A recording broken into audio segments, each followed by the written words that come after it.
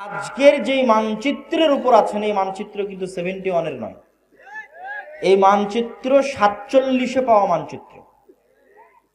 তাহলে মানচিত্রের ইতিহাসকে যদি আপনি অস্বীকার করেন, মানচিত্রের অস্তিত্বকে অস্বীকার করে বসবেন, তাহলে মানচিত্রের ইতিহাসকে অস্বীকার করা, মানচিত্রের অস্তিত্বকে অস্বীকার করা, তাহলে অবশ্যই এই মানচিত্রের ইতিহাসকে আপনাকে স্বীকৃতি দিতে হবে।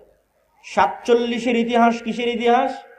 190 বছর ব্রিটিশ বিরোধী জিহাদের ইতিহাস। 190 বছর। 1757 সালের 23শে জুন পলাশির আম্রকানন মুর্শিদাবাদে এই বাংলার যে পতন হলো ব্রিটিশদের কাছে 1757 থেকে 1947, এই দীর্ঘ সময়ের ইতিহাসকে আপনি বাদ দিতে পারেন না। হাজী শরীয়তুল্লাহ মীর নেসার আলী তিতুমির, আপনাদের বগুড়ার গাবতলীর সন্ধ্যাবাড়িও ছিল জিহাদের কেন্দ্র, ব্রিটিশ বিরোধী জিহাদের কেন্দ্র।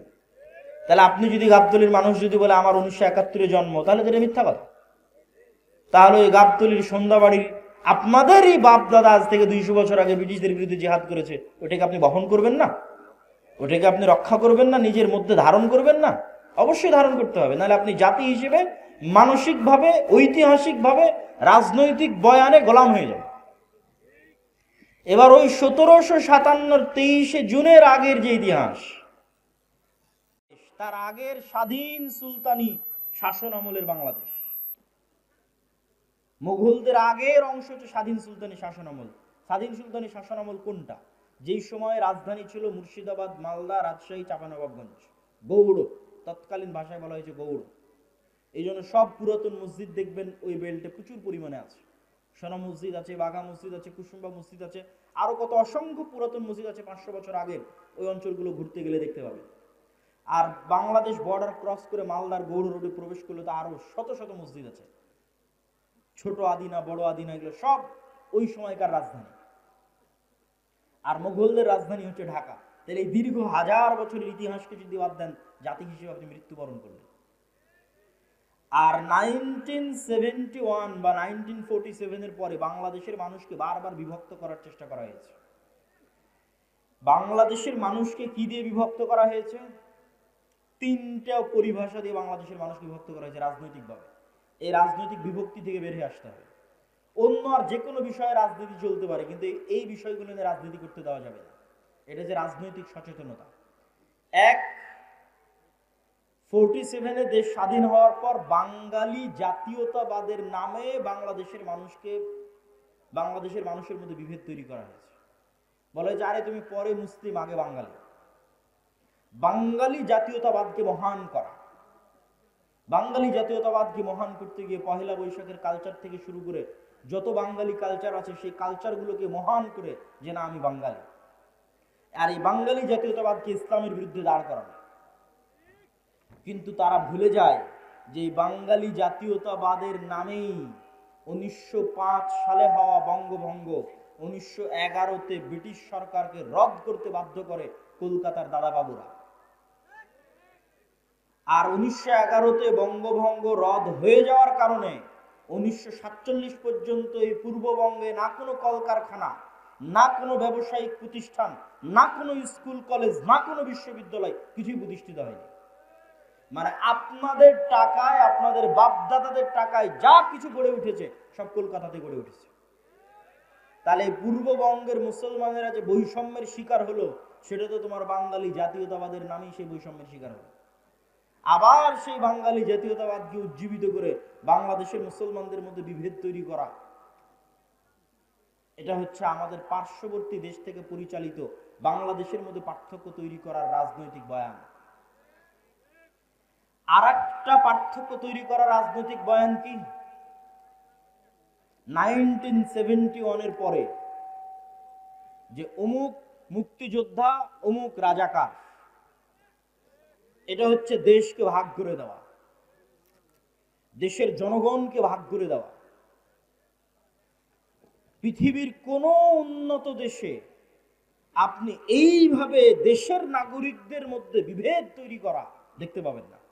স্বয়ং আমাদের নবী মুহাম্মদ সাল্লাল্লাহু আলাইহি ওয়াসাল্লাম মক্কা বিজয়ের পরেও এরকম বিভেদ তৈরি হতে দেননি। একটা ছোট্ট ঘটনা বলি। মক্কা বিজয়ের পর একটা যুদ্ধ হয়েছিল, হুনাইনের যুদ্ধ।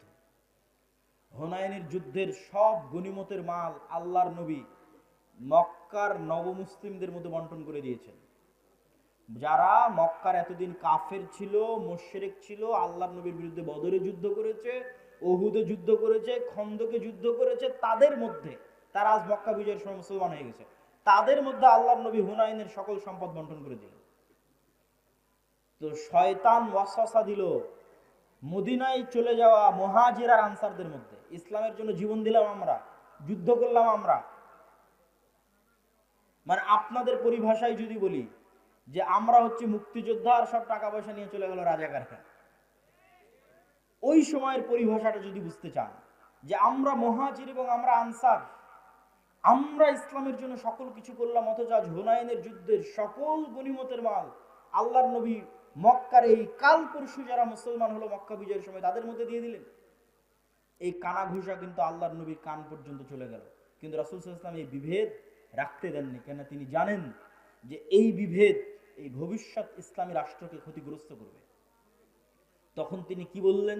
তিনি বক্তব্যে দাঁড়িয়ে বললেন, এই মদিনার মুহাজিরেরা, মদিনার আনসারেরা, লম্বা ঘটনা, হে মদিনার মুহাজিরেরা, হে মদিনার আনসারেরা, আজকে হুনাইনের সকল গনিমতের মাল নিয়ে চলে যাবে মক্কার নবমুসলিমেরা, আর মুহাম্মদ সাল্লাল্লাহু আলাইহি ওয়াসাল্লাম নিজে তোমাদের সাথে মদিনায় ফিরে যাবে, অথচ আমার বাপদাদার বাড়ি মক্কায়। আল্লাহু আকবার। তোমরা কোনটা চাও? মুহাম্মদ সাল্লাল্লাহু আলাইহি ওয়াসাল্লাম তোমাদের সাথে সশরীরে মদিনায় ফিরে যাক?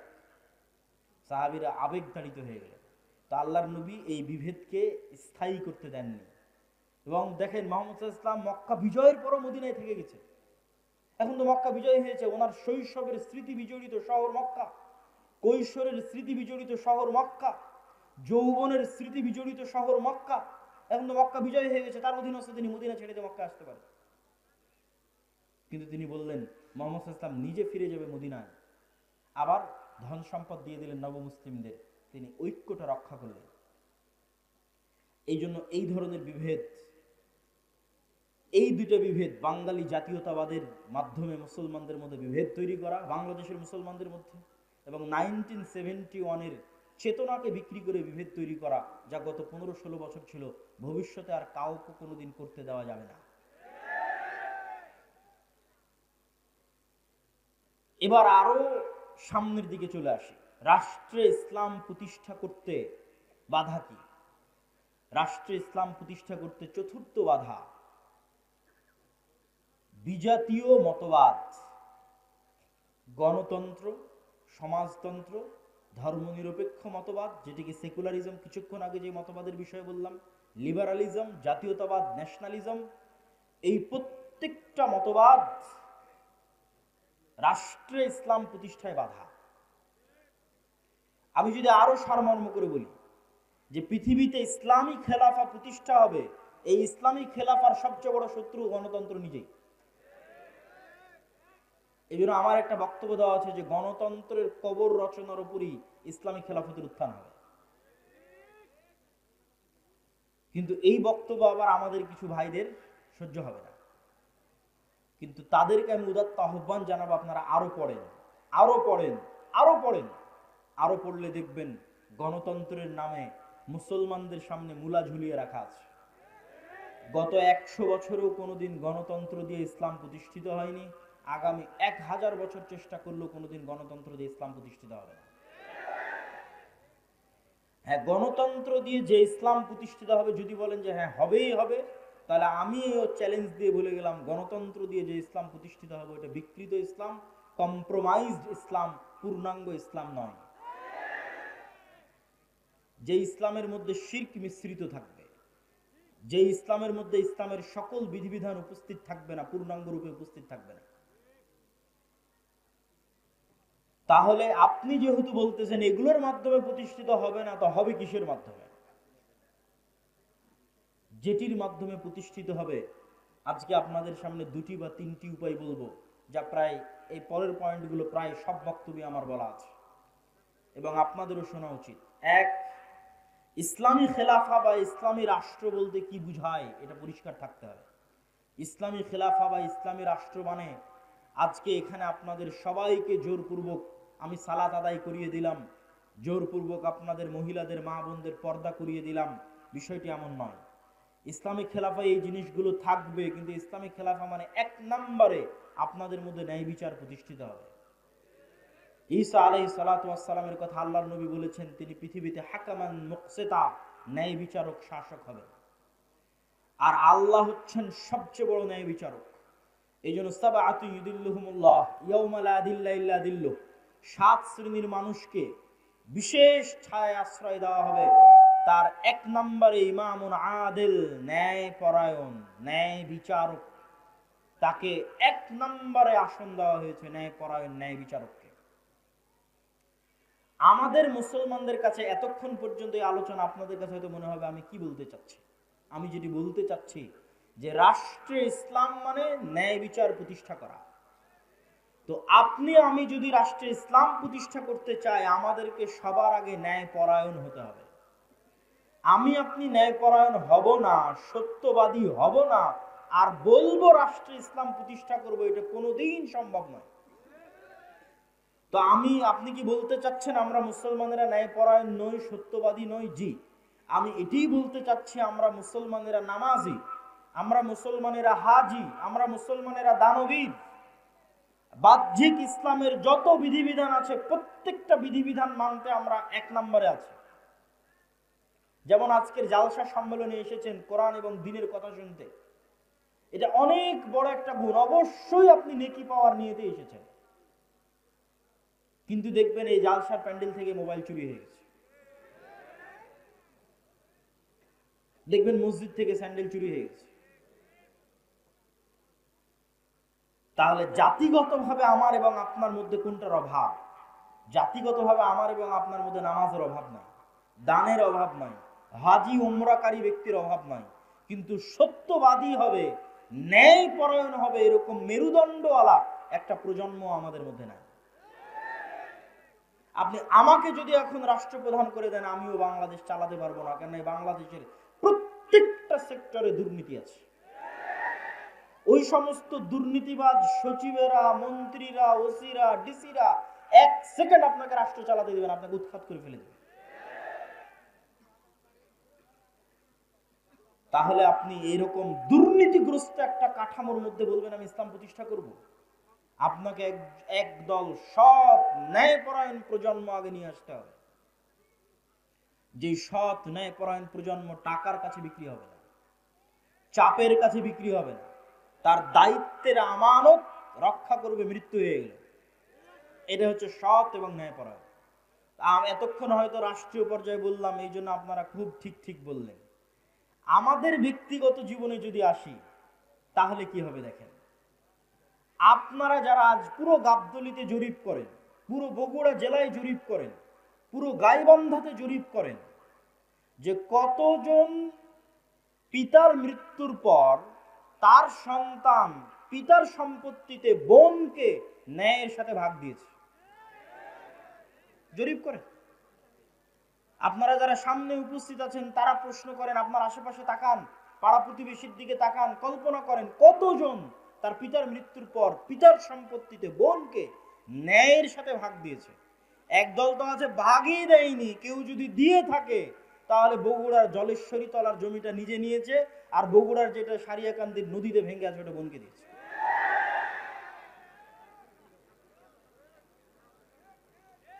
তাহলে আপনি ন্যায়পরায়ণ নন, সত্যবাদী নন, কিন্তু আপনি নামাজি, আপনি হাজি, আপনি উমরাকারী, আপনি দানবীর। তাহলে আপনাকে দিয়ে কখনোই আল্লাহ সুবহানাহু ওয়া তাআলা রাষ্ট্রে ইসলাম প্রতিষ্ঠা করবেন না, কেননা আপনি রাষ্ট্রে ইসলাম প্রতিষ্ঠার যোগ্য নন। রাষ্ট্রে ইসলাম প্রতিষ্ঠা করার 1 নাম্বার শর্তই হচ্ছে আপনাকে ন্যায়পরায়ণ হতে হবে। ন্যায়পরায়ণ না হলে আপনি রাষ্ট্রে ইসলাম প্রতিষ্ঠার যোগ্য নন। কেন? আপনি রাষ্ট্র নেতা হওয়ার যোগ্য নন, দলের নেতা, দেশের নেতা, সমাজের নেতা, কোনো কিছুর নেতা হওয়ার যোগ্য নন। আপনি কিসের যোগ্য? গোলাম হওয়ার যোগ্য। গোলামেরা মিথ্যা বলে, গোলামেরা অন্যায়পরায়ণ হয়। আপনি আরো জরিপ করেন, আপনাদের এই বগুড়া, গাবতলী, গাইবান্ধা অঞ্চলের কতজন মেয়ের বিবাহ যৌতুকের ভিত্তিতে হচ্ছে? আর কতজন মেয়ের বিবাহ যৌতুক ছাড়া হচ্ছে জরিপ করে? তাহলে যতগুলো মেয়ের বিবাহ যৌতুকের ভিত্তিতে হচ্ছে, আপনি কি বলেন এটা ন্যায় হচ্ছে না অন্যায় হচ্ছে? অন্যায় হচ্ছে। কিন্তু ওই যৌতুকের বিবাহে যতজন উপস্থিত হচ্ছে, হাজি, নামাজি, ওমরাকারী, দানবীর, হুজুর, কাজী, সবই তো আল্লাহওয়ালা। তাহলে এই সমস্ত আল্লাহওয়ালা হাজি, নামাজি, কাজী যে যৌতুকের ভিত্তিতে বিবাহ দিচ্ছে, উপস্থিত হচ্ছে, দাওয়াতে যাচ্ছে, তাদেরকে দিয়ে আল্লাহ সুবহানাহু ওয়া তাআলা কখনোই রাষ্ট্রে ইসলাম প্রতিষ্ঠা করাবেন না। কেননা সে অন্যায় পরায়ণ। সে যদি আজ যৌতুকের সাথে আপোষ করে, কাল রাষ্ট্র ক্ষমতায় গেলে ও সবচেয়ে বড় দুর্নীতিবাজ হবে। মানে আমাদের মধ্যে যতজন উপস্থিত আছে, যারা বোনকে পিতার সম্পত্তিতে ভাগ দেয়নি, যারা মেয়েকে বিবাহ করেছে যৌতুক এবং ডিমান্ডের ভিত্তিতে, এবং এই ধরনের মানুষের সাথে সম্পৃক্ত, অন্যায়ের সাথে জড়িত আছে, এরা যদি রাষ্ট্র ক্ষমতায় যায়, তো গত 16 বছর যা টাকা পাচার হয়েছে এরা তার চেয়ে বেশি করবে। গত 16 বছর যা দুর্নীতি হয়েছে, প্রত্যেকটা মুসলমান তার চেয়ে বেশি দুর্নীতি করবে। শুধু সে যায়নি তাই গালি দিচ্ছে যে ও দুর্নীতিবাজ ছিল, এত টাকা পাচার করে নিল, ও গেলে ওও করতে। সম্মানিত উপস্থিতি, তাহলে আমরা মুসলমানেরা কি অবস্থায় দাঁড়িয়ে আছি? আমরা মুসলমানেরা রাসূলুল্লাহ সাল্লাল্লাহু আলাইহি ওয়াসাল্লামের ওই হাদিসের উপর দাঁড়িয়ে আছি, যে হাদিসে রাসূল সাল্লাল্লাহু আলাইহি ওয়াসাল্লাম বলেছেন, সালাসাতুন মান কুন্না ফিহি ওয়া আরবাউন মান কুন্না ফিহি, তিনটা বৈশিষ্ট্য বা চারটা বৈশিষ্ট্য যার মধ্যে থাকবে, সে মুনাফিকান খালিসা, সে স্পষ্ট মুনাফিক। ইদা হাদ্দাসা কাযাবা, যখন কথা বলে মিথ্যা বলে, ওয়া ইদা ওয়া'দা আখলাফা, যখন ওয়াদা করে ভঙ্গ করে, ওয়া ইদা তুমিনা খানা, যখন আমানত রাখা হয় তখন সে আমানতের খেয়ানত করে। তো কথা বললে মিথ্যা বলে, ওয়াদা দিলে ভঙ্গ করে, আমানতের খেয়ানত করে, মানে দায়িত্ব দেওয়া হয়েছে দায়িত্বের খেয়ানত করেছে। বাবা মারা গেছে, সম্পত্তি বন্টন করতে হবে, এই কাজটা আপনার কাছে আমানত। আপনি প্রতিষ্ঠানের প্রিন্সিপাল, প্রতিষ্ঠান আপনার কাছে আমানত। আপনি থানার ওসি, থানা আপনার কাছে আমানত। প্রত্যেক দায়িত্বশীলের কাছে তার দায়িত্ব আমানত। তাহলে ওই দায়িত্ব সে পূর্ণাঙ্গ রূপে বাস্তবায়ন না করে কম্প্রোমাইজ করেছে, মানে তারা সব কি হয়ে গেছে বলেন তো? বলেন না কেন, কি হয়ে গেছে? মুনাফিক হয়ে গেছে।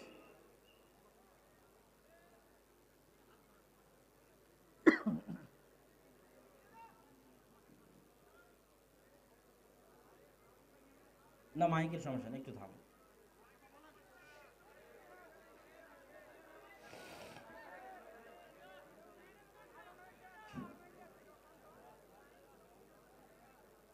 ইযা হাদ্দাসা কাযাবা, যখন কথা বলে মিথ্যা বলে, ওয়াদা করে ভঙ্গ করে, আমানত রাখা হলে আমানতের খেয়ানত করে, তাদেরকে আল্লাহর নবী কি বললেন? একটু জোরে বলতে হবে, কি বললেন? মুনাফিক। তার মানে পিতার সম্পত্তিতে বোনকে ভাগ দেয়নি যে সে কি? একটু কথা বলতে হবে, সে কি? মুনাফিক। যৌতুকের ভিত্তিতে বিবাহ করেছে যে সে কি? মুনাফিক। তাহলে এই সমস্ত মুনাফিকদের দিয়ে আপনি তাহলে প্রশ্নের পরের প্রশ্ন আসবে, এই সমস্ত মুনাফিকেরা নামাজ পড়ছে কেন? এই সমস্ত মুনাফিকেরা দান করে কেন? এই সমস্ত মুনাফিকেরা তাহাজ্জুদের সালাত আদায় করে কেন? কেননা গত 16 বছরে এমনও ছিল প্রশ্ন ফাঁসের টাকা আল্লাহর রাস্তায় দান করেছে। তাহলে আল্লাহর নবীর কথা অনুযায়ী সে মুনাফিক, কেননা প্রশ্ন ফাঁস তার আমানত, প্রশ্ন রক্ষা করা আমানত ছিল, খেয়ানত করেছে। আল্লাহর নবী বলছেন ও মুনাফিক, খাঁটি মুনাফিক। তো খাঁটি মুনাফিক কেন দান করছে? গত 16 বছর এমনও ছিল যে সবচেয়ে বড় দুর্নীতিবাজ সেও নাকি তাহাজ্জুদের সালাত আদায় করে, সবচেয়ে বড় খুনি সেও নাকি তাহাজ্জুদের সালাত আদায় করে। তাহলে সে যদি খুনি হয়, দুর্নীতিবাজ হয়, মিথ্যুক হয়, তাহলে সে তো মুনাফিক। শত OC, DC, SP, AC land, sub registrar সারা দিন ঘুষের লেনদেন করতেছে, 24 ঘন্টা ঘুষের লেনদেন করতেছে, তারা তার দায়িত্বে খেয়ানত করতেছে। তো দায়িত্বে খেয়ানত করার কারণে আল্লাহর নবীর ভাষা অনুযায়ী সে কি? মুনাফিক। কিন্তু এরা সবাই তো হজ করে এসেছে, উমরা করে এসেছে, নামাজ পড়েছে, মসজিদ মাদ্রাসার সভাপতি, প্রধান অতিথি, বিশেষ অতিথি, কি না সবকিছুতে আছে। তাহলে কেন দিনই কার্যক্রম? মূলত তারা তাদের মুনাফিকি ঢাকতে আল্লাহর রাস্তায় দান করে, মুনাফিকি ঢাকতে হজ উমরা করে, মুনাফিকি ঢাকতে মসজিদে নামাজ পড়ে, কিন্তু আসলে মুনাফিক। কিন্তু মুনাফিকিটা যেন মানুষের সামনে ধরা না পড়ে, ওই মুনাফিকির উপর পর্দা দেওয়ার জন্য মুখে দাড়ি আছে, মাথায় টুপি আছে, নামাজের কড়া আছে, কিন্তু বাস্তবে মুনাফিক। তাহলে কোন মুসলমান স্বাধীন, কোন মুসলমান রাষ্ট্রের দায়িত্ব পাবে, কোন মুসলমান দেশ জাতিকে নেতৃত্ব দিবে? যেই মুসলমান এমত অবস্থায় সালাত আদায় করে যে, এমত অবস্থায় সালাত আদায় করছে যে ওই অবস্থায় সে মিথ্যুকও নয়, দুর্নীতিবাজও নয়, সত্যবাদী, শতভাগ সত্যবাদী, শতভাগ ন্যায়পরায়ণ, এমত অবস্থায় সে সালাত আদায় করছে, ওই সালাতের যে ক্ষমতা, ওই সিয়ামের যে পাওয়ার, ওই হজ, ওই ওমরা, ওই দানের যে পাওয়ার, ওই পাওয়ারে ও রাষ্ট্র ক্ষমতায় চলে যাবে। ওই পাওয়ার দিয়ে আল্লাহ পৃথিবীতে সব নবী রাসূল পাঠিয়েছেন। পৃথিবীতে আসা প্রত্যেক নবী রাসূল জন্মগত সত্যবাদী, জন্মগত আমানতদার, জন্মগত ন্যায়পরায়ণ। আমাদের নবী মুহাম্মদ সাল্লাল্লাহু আলাইহি ওয়াসাল্লামের ক্ষেত্রেও জন্মগত তিনি সত্যবাদী, জন্মগত আমানতদার, জন্মগত ন্যায়পরায়ণ। আবু বকর, ওমর, উসমান, আলী, এমনকি যে আবু সুফিয়ান রাদিয়াল্লাহু তাআলা আনহুর নাম আমরা শুনি, দীর্ঘদিন যাবৎ মক্কার কাফের কুরাইশ মুশরিকদের নেতৃত্ব দিয়েছেন, তিনিও বাদশাহ হিরাক্লিয়াসের দরবারে দাঁড়িয়ে মিথ্যা বলেননি। তখন কাফের ছিলেন, মিথ্যা বলেননি। কেননা মিথ্যা তাদের অস্তিত্বের মধ্যে ছিল না। আর আমাদের অস্তিত্বের মধ্যে মুসলমানদের অস্তিত্ব চেক করবেন, ইউরোপ আমেরিকায় যত মুসলমান গেছে তাদের অনেকেই, অধিকাংশই, সবাই নয়, যে দেখেন কোথাও না কোথাও মিথ্যা বলেছে। মিথ্যা বলে সরকারের কাছে অতিরিক্ত ফায়দা নিচ্ছে। মুসলমান কাফেরের কাছে অতিরিক্ত উপকার নিচ্ছে, মুসলমান ইহুদি খ্রিস্টানের কাছে অতিরিক্ত অর্থনৈতিক লাভ নিচ্ছে মিথ্যা বলে। দ্বিতীয় যে কাজটি আমাদের করতে হবে সেটা হচ্ছে সোশ্যাল জাস্টিস। সোশ্যাল জাস্টিস মানে এতক্ষণ যা বললাম তার আলোকেই সোশ্যাল জাস্টিস নির্ধারিত হবে, সামাজিক ন্যায় বিচার। গত 16 বছর যে পাওয়ার প্র্যাকটিস হয়েছে সারা বাংলাদেশে, এই পাওয়ার প্র্যাকটিস এখন নাই, শূন্যের কোঠায়। ওই ফাঁকা জায়গায় মসজিদ মাদ্রাসাগুলোর ক্ষমতা ছিল যে তারা ন্যায় বিচার প্রতিষ্ঠা করবে। কিন্তু দুঃখজনক হলেও সত্য, দেশে প্রতিষ্ঠিত ইসলামী দল বলেন, ইসলামী সংগঠন বলেন, মসজিদ বলেন, মাদ্রাসা বলেন, তারা আল আমরু বিল মারুফ ওয়ান নাহি আনিল মুনকার এবং সামাজিক ন্যায় বিচার প্রতিষ্ঠায় দুর্বল। এবং তাদের চোখের সামনে আরেক দল ওই একই জায়গায় একই অন্যায় লিপ্ত হচ্ছে। এক জায়গায় গত 16 বছর যারা চাঁদাবাজি করেছে, আজকে ওই জায়গায় আরেকজন চাঁদাবাজি করতেছে, কিন্তু কেউ প্রতিবাদ করতেছে না। সোশ্যাল জাস্টিস মানে সমাজে মানুষের প্রতি অন্যায় হতে দেওয়া যাবে না। আপনি যদি রাষ্ট্রে ইসলাম প্রতিষ্ঠা করতে চান, রুট লেভেলে ন্যায় বিচার প্রতিষ্ঠা করতে হবে। কাকে প্রতিষ্ঠা করতে হবে? যে ইসলামের ধারক ও বাহক, মানে যে বলছে যে আমি চাই রাষ্ট্রে ইসলাম প্রতিষ্ঠা হোক, ওকে ন্যূনতম ওর গ্রামে ওর পাড়ায় মানুষের উপর যেন জুলম না হয়। যেমন বাপ যদি মারা যায় তো বোনকে যেন তার ন্যায় হিস্সা বুঝিয়ে দেওয়া হয়, এটি জোরপূর্বক বাস্তবায়ন করবে। কোন মেয়ের বিবাহ যেন যৌতুকের ভিত্তিতে না হয়, এটি জোরপূর্বক বাধা দিবে। আল আমরু বিল মারুফ ওয়ান নাহি আনিল মুনকার করবে। এটি হচ্ছে সোশ্যাল জাস্টিস। কোন এক গ্রাম, কোন এক এলাকা, কোন এক পাড়া, কোন এক মাদ্রাসা, কোন এক শিক্ষা প্রতিষ্ঠান, কোন এক ইসলামী দল, ইসলামী সংগঠনে যদি ন্যায় প্রতিষ্ঠা হয়ে যায়, ওর হাত দিয়ে রাষ্ট্রে ইসলাম প্রতিষ্ঠা হবে। তার মানে কি ইসলামী দল, ইসলামী সংগঠন, মসজিদ মাদ্রাসায় ন্যায় নাই? নাই।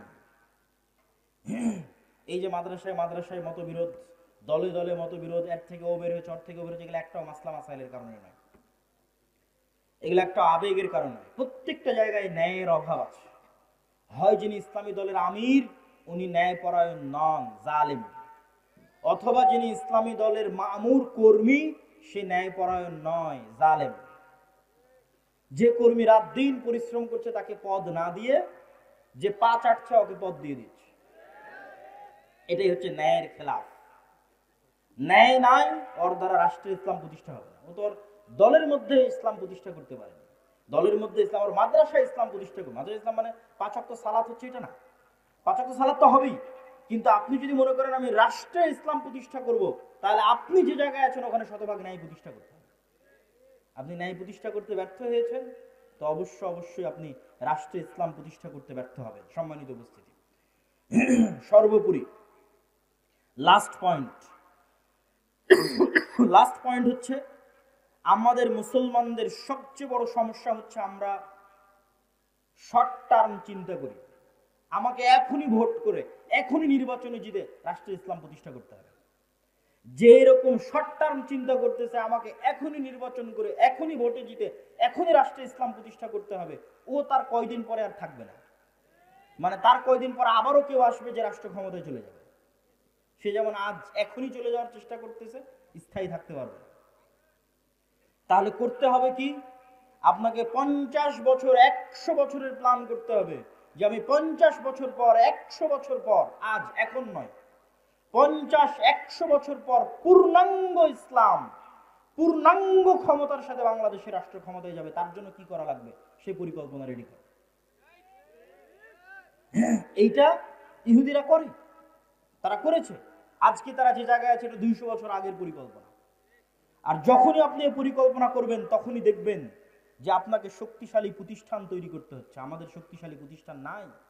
এই লক্ষ লক্ষ কোটি কোটি পঙ্গপালের মতো ভোটার থেকে কোনো উপকার নেই। 5ই আগস্টের এই ছাত্র জনতার আন্দোলনে বেশিরভাগ মুসলমান ধর্মপ্রাণ মানুষ জীবন দিয়েছে।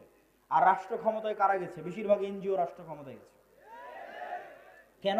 ওই এনজিও গুলো বাংলাদেশের শক্তিশালী প্রতিষ্ঠান আছে, শক্তিশালী মিডিয়া আছে। বাংলাদেশে আমাদের মুসলমানদের পঙ্গপালের মতো এরকম আমার এরকম হাজার হাজার দর্শক শ্রোতা ভক্ত আছে, কিন্তু আমার শক্তিশালী মিডিয়া নাই বাংলাদেশে। আমার বাংলাদেশের শক্তিশালী কোনো অর্থনৈতিক প্রতিষ্ঠান নাই, এরকম কোনো ইসলামী দলের নাই, কোনো ইসলামী সংগঠনের নাই। সম্মানিত উপস্থিতি, তাহলে আমাদেরকে শক্তিশালী প্রতিষ্ঠান প্রতিষ্ঠা করতে হবে এবং দীর্ঘমেয়াদী পরিকল্পনা করতে হবে। ওই শক্তিশালী প্রতিষ্ঠান না থাকার কারণেই দেখবেন একজন অপরাধী যখন কোনো কিছু করছে তার সামনে কত বড় গুণ লাগিয়ে হেডিং করা হচ্ছে, আর একজন আলেম সে যখন কিছু করছে বলছে তথাকথিত মৌলবী। অথবা বড় অপরাধীকে যখন আদালতে পেশ করা হচ্ছে হাতে হ্যান্ডকাফ নাই, কিন্তু আলেমকে যখন আদালতে পেশ করা হচ্ছে মোটা রশি দিয়ে হাত বেঁধে আদালতে পেশ করা হচ্ছে। এটাই হচ্ছে রাষ্ট্রীয় কাঠামোগত বিদ্বেষ, যা আপনার অজান্তে হয়ে আছে। আপনি এটার সাথে ফাইট দিয়ে পারবেন না, ঠিক বলেও পারবেন না। ওটার সাথে ফাইট দিতে হবে শক্তিশালী প্রতিষ্ঠান তৈরি করার মাধ্যমে।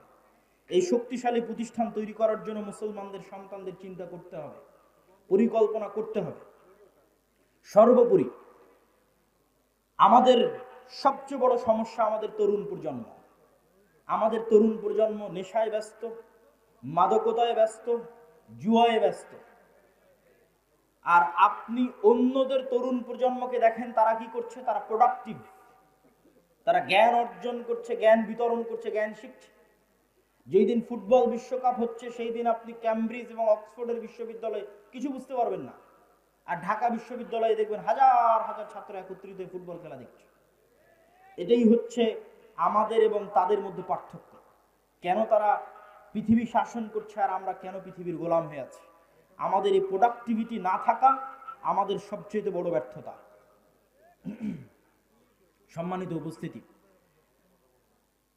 আমি আমার বক্তব্যের শেষের দিকে আপনাদের উদ্দেশ্যে আমার পুরো বক্তব্যের যদি সারমর্ম করি, তাহলে বাংলাদেশে রাষ্ট্রীয়ভাবে ইসলাম প্রতিষ্ঠা করতে সবচেয়ে বড় বাধাগুলোর 1 নম্বর বাধা কলোনিয়াল মাইন্ড সেটআপ, ঔপনিবেশিক গোলামীর মানসিকতা।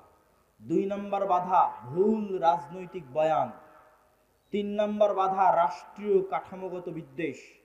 4 নম্বর বাধা ব্যক্তিগত জীবনে মুসলমানেরা ন্যায়পরায়ণ নয়, মুসলমানেরা মিথ্যুক, দুর্নীতিবাজ। তাদের দিয়ে আল্লাহ কখনোই রাষ্ট্রে ইসলাম প্রতিষ্ঠা করাবেন না। আগে একদল প্রজন্ম লাগবে যে সত্যবাদী হবে, ন্যায়পরায়ণ হবে।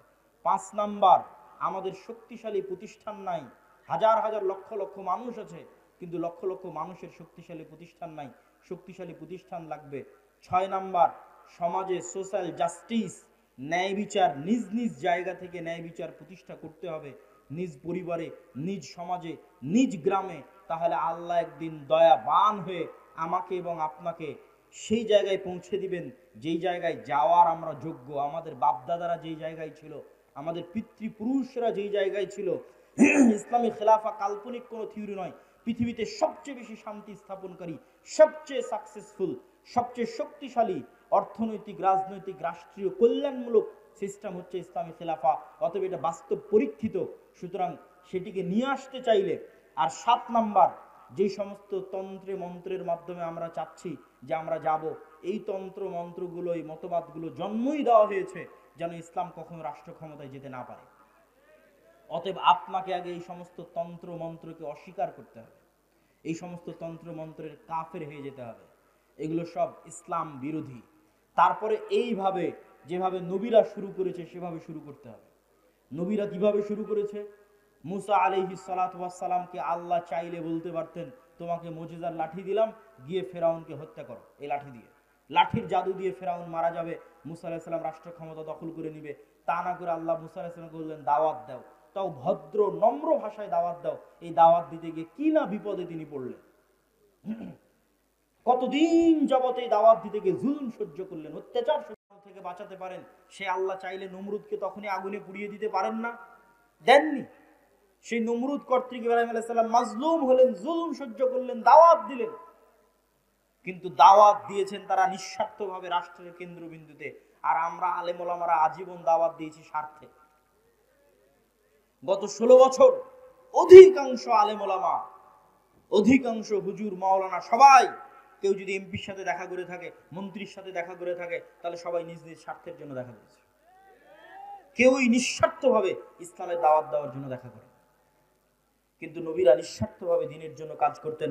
আল্লাহ সুবহানাহু ওয়া তাআলা আমাদেরকে, উপস্থিত মজলিসে উপস্থিত সকলকে সত্যবাদী, ন্যায়পরায়ণ, নিজ নিজ সন্তানকে সত্যবাদী, মাথা উঁচু করে দাঁড়ানোর জন্য শিখায়। কেন আল্লাহর নবী লোন নীতি নিষেধ করেছেন? সুদ ভিত্তিক না, স্বাভাবিক কর্জ নিতে কেন নিষেধ করেছেন? আজ স্বাভাবিক কর্জ নিলে কাল মিথ্যা বলবেন, কাল যখন টাকা চাইতে আসে মিথ্যা বলবেন। আপনার ছেলেকে মিথ্যা শিখাবেন, বউকে মিথ্যা শিখাবেন। মিথ্যার উপর তৈরি হওয়া একটা সন্তান নেতা হবে না, গোলাম হবে। নেতা তৈরি করতে চাইলে মিথ্যা স্টক, কোনো মিথ্যা চলবে না। সত্য বলো, সত্যের নাম সাহসিকতা। ন্যায় পরায়ণ থাকো, যার যা হক তাকে তার হক বুঝিয়ে দাও। এটি ইসলাম, এটি প্রকৃত ইসলাম। সম্মানিত উপস্থিতি, বক্তব্যের শেষে বলতে চাই, আগামী বছর আমি আদ-দাওয়া ইলাল্লাহর দায়িত্বশীলদের প্রতি উদাত্ত আহ্বান জানাবো। এই যে বিশাল জনসমুদ্র, এইরকম প্রোগ্রাম আগামী বছর আসলে এই ধরনের ইউনিয়নে না করে গাবতলী কলেজ মাঠে করা উচিত। কি বলেন আপনারা? আমি উদাত্ত আহ্বান জানাবো দায়িত্বশীলদের, যে এই প্রোগ্রামটা আপনারা আগামী বছর গাবতলী কলেজ মাঠে করার চেষ্টা করবেন ইনশাআল্লাহ। আল্লাহ সুবহানাহু ওয়া তাআলা তৌফিক দান করুক। আদ-দাওয়া ইলাল্লাহ দেশব্যাপী মসজিদ ভিত্তিক মক্তব শিক্ষা নিয়ে কাজ করে। আচ্ছা, আপনাদের মধ্যে স্বেচ্ছাসেবক ভাইয়েরা যাবে, এখনই যাবে, আমি এখনই যাওয়ার জন্য বলবো যে আপনারা তাদেরকে অবশ্যই সাধ্য অনুযায়ী আপনাদের সহযোগিতাটা পৌঁছে দেওয়ার চেষ্টা করবেন। আমি একটু 2 মিনিট আপনাদের সামনে একটু বিবরণ দিই। আদ-দাওয়া ইলাল্লাহ দেশব্যাপী মসজিদ ভিত্তিক দ্বীন শিক্ষা নিয়ে কাজ করে, বক্তব্য নিয়ে কাজ করে। এখন পর্যন্ত 500-র অধিক মসজিদের ইমাম জামিয়া সালাফিয়া ডাঙ্গি পাড়ায় আমাদের খরচে, মানে আদ-দাওয়া ইলাল্লাহর খরচে, জামিয়া সালাফিয়ার খরচে গেছে, জামিয়া সালাফিয়ার খরচে এসেছে, জামিয়া সালাফিয়ার খরচে থেকেছে, খেয়েছে এবং প্রশিক্ষণ নিয়েছে। বলেন আল্লাহু আকবার। সম্পূর্ণ ফ্রি, বিনামূল্যে, এমনকি যাতায়াত পাথেও খরচ সহ 500-র অধিক মসজিদের শিক্ষক, মক্তবের ইমামেরা তারা প্রশিক্ষণ নিয়েছে এবং তাদের মধ্যে জাতীয় মক্তব প্রতিযোগিতা হয়েছে। সেখানে যারা বিজয়ী তারা উমরায় যাওয়ার জন্য প্রস্তুতি নিচ্ছে। বলেন আল্লাহু আকবার। এই কাজে আপনারা যুক্ত হন। গাবতলীর প্রত্যেক মসজিদকে উদাত্ত আহ্বান জানান, যাও জামিয়া সালাফিয়া ডাঙ্গিপাড়া দাওয়া ইলাল্লাহর মক্তব প্রশিক্ষণ নিয়ে আসো, নিয়ে এসে তাদের সিলেবাস অনুযায়ী আমাদের গ্রামে মক্তব পড়াও। দেখবেন পরের দিন থেকেই আপনার শিক্ষার মান বেড়ে গেছে, বাচ্চারা দ্রুত কোরআন শিখতে পারছে, দ্বীনের মৌলিক জ্ঞান শিখতে পারছে। আপনাদের স্বেচ্ছাসেবকদের যেতে বলেন, যারা সহযোগিতা নিতে চায় এবং আপনারা যারা সহযোগিতা করতে চান, স্বেচ্ছাসেবকদের উদাত্ত আহ্বান জানাবো, আপনারা ভিতরে চলে যান, আমাদের সময় অতি স্বল্প। দ্বিতীয়ত, আল জামিয়া সালাফিয়া আরেকটি নতুন উদ্যোগ নিয়েছে, সেটি হচ্ছে জামিয়া সালাফিয়াতে যে মানসম্মত শিক্ষা ব্যবস্থা আছে।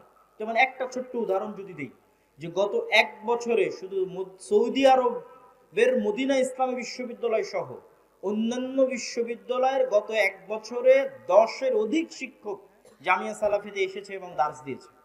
10-এর অধিক, যা বাংলাদেশের ইতিহাসে রেকর্ড।